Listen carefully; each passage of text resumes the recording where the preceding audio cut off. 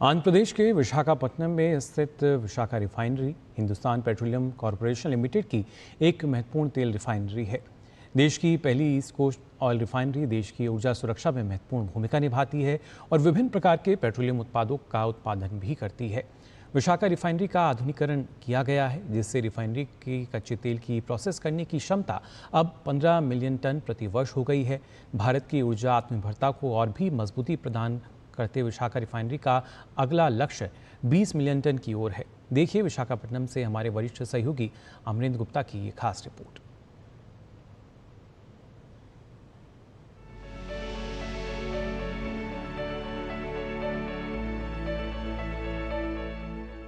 Vishakh refinery, जिसे पीएससीएल Vishakh refinery भी कहा जाता है, ये हिंदुस्तान पेट्रोलियम कॉरपोरेशन लिमिटेड की एक प्रमुख रिफाइनरी है जो आंध्र प्रदेश के विशाखापट्टनम में स्थित है।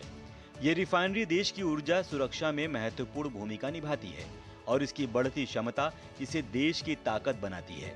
10 साल पहले विशाख रिफाइनरी की प्रोसेसिंग क्षमता महज 8.33 मिलियन टन थी, लेकिन आज ये रिफाइनरी अपने आधुनिकीकरण प्रोजेक्ट के तहत लगातार महत्वपूर्ण उपलब्धियां हासिल कर रही है। रिफाइनरी की कच्चे तेल की प्रोसेस करने की क्षमता अब 15 मिलियन टन पहुंच गई है।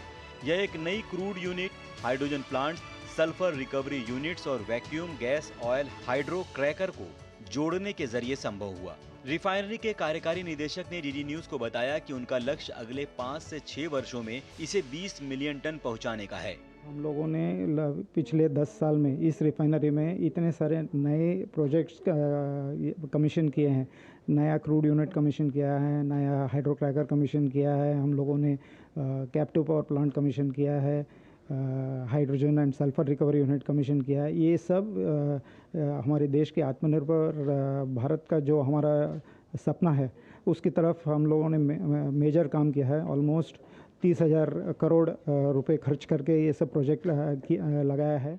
723 एकड़ में फैली विशाख रिफाइनरी अपनी आधुनिक सुविधाओं और उच्च क्षमताओं के लिए जानी जाती है। दरअसल ये एक फ्यूल रिफाइनरी है जो मुख्य रूप से ईंधन आधारित उत्पादों जैसे मोटर स्पिरिट और डीजल का उत्पादन करती है।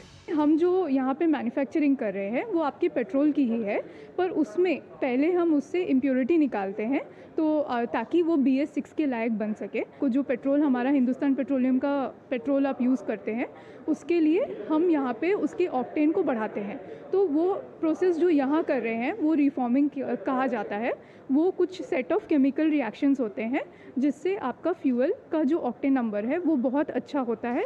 विशाख रिफाइनरी में उन्नत प्रौद्योगिकियों को शामिल किया गया है जिनका उद्देश्य उत्सर्जन को कम करना है, साथ ही ईंधन की गुणवत्ता में सुधार करना और परिचालन को बढ़ाना है। रिफाइनरी की क्षमता में वृद्धि से घरेलू ईंधन की मांग को पूरा करने में भी आज खासी मदद मिल रही है। अब हम 15 मिलियन मेट्रिक टन की रिफाइनिंग कैपेसिटी पे हैं। कोशिश कर रहे हैं कि हमारी विदेशी क्रूड पे भी निर्भरता कम हो रही है। कुछ चीज़ें हैं जो इस स्ट्रक्चर को न केवल HPCL का बल्कि भारत का गौरव बनाती हैं। और जब हम मेगा स्ट्रक्चर्स की, बड़े स्ट्रक्चर्स की बात करें ईस्टर्न कोस्ट में, तो ये हमारे लिए एक बहुत गर्व की बात है कि हम भारत की प्रगति में और भारत को आगे ले जाने में, रिफाइनिंग कैपेसिटी में, ये हमारा हिंदुस्तान पेट्रोलियम का भारत को, हमारे देश को ये योगदान है। इस रिफाइनरी में लगा एटमॉस कॉलम 73 मीटर ऊंचा है और इसे एक ही टुकड़े में स्थापित किया गया था। ये कॉलम क्रूड डिस्टिलेशन यूनिट का हिस्सा है और इसकी ऊंचाई से यह परिसर के सबसे ऊंचे हिस्सों में से एक है। This Vishaka refinery is now 15 mm TPI with VRMP commissioning.